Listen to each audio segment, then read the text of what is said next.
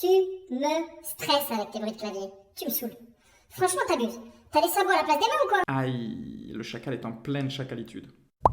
Bonjour, aujourd'hui j'aimerais vous parler de la prise de responsabilité de nos sentiments et de nos besoins. J'ai l'intention de couvrir 3 aspects en particulier: l'importance de l'affirmation plutôt que de l'interrogation, la qualification des sentiments et enfin l'introduction des besoins. Pour m'aider à illustrer tout ça, le chacal est avec moi.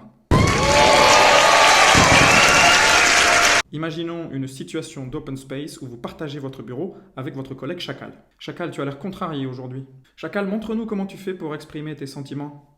Tu me stresses avec tes bruits de clavier. Tu me saoules. Franchement, t'abuses. T'as les sabots à la place des mains ou quoi? Aïe, le chacal est en pleine chacalitude.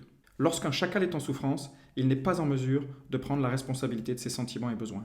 Il ne sait tout simplement pas le faire. C'est le tu dans sa phrase qui nous indique que le chacal associe systématiquement son émotion négative à votre comportement. On pourrait même dire le tu tue. Il se défausse de la responsabilité de ses sentiments. C'est typique d'une personne qui vit dans le système chacal. Alors pour l'occasion, je vais enfiler mes oreilles de girafe. Wouh! Je vous rappelle que la girafe a des antennes qui lui permettent d'entendre uniquement ce qu'il se passe dans le cœur du chacal. Oh, j'oublie tout le temps que le chacal est sensible au toucher. C'est donc sur le terrain des sentiments et des besoins que l'on veut emmener le chacal. Le fait même de vous concentrer sur les besoins insatisfaits ouvre des possibilités surprenantes. Je parle au cœur du chacal. Chacal, tu es frustré parce que tu as besoin de calme. Oui. Maintenant, nous savons que le déclencheur, c'est le bruit. Alors que la cause de sa frustration, c'est son besoin de silence. Nous partageons le même bureau, et quand il y a du bruit, comme aujourd'hui, tu aurais besoin d'un espace isolé pour te concentrer. Tu m'emmerdes avec tes bruits de clavier. Je ne peux pas appeler mes clients dans ces conditions. Tu as besoin d'être en pleine capacité quand tu es au téléphone avec tes clients. C'est exactement ça.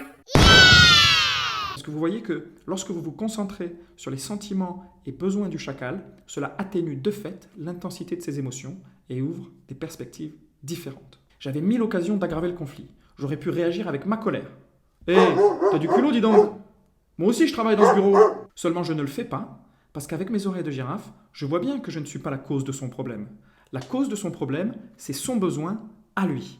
D'ailleurs, vous aurez noté qu'à aucun moment, je n'ai parlé de moi dans le dialogue, ni posé de questions. Pourtant, j'ai récupéré des informations précieuses sur ce qui est vivant dans mon chacal. Je viens de vous illustrer, une nouvelle fois, la première étape pour amorcer une relation sincère tournée vers les sentiments et besoins. Si vous voulez que je décortique plus en profondeur ces mécanismes, j'aurai besoin d'avoir un retour de votre part. Je peux uploader une vidéo qui détaille la relation entre les déclencheurs des sentiments négatifs et la cause des sentiments négatifs. Est-ce que ça vous intéresserait? Écrivez oui ou non dans les commentaires pour que je sache quoi faire. As usual, share, like, subscribe. Merci et à très vite pour une prochaine vidéo.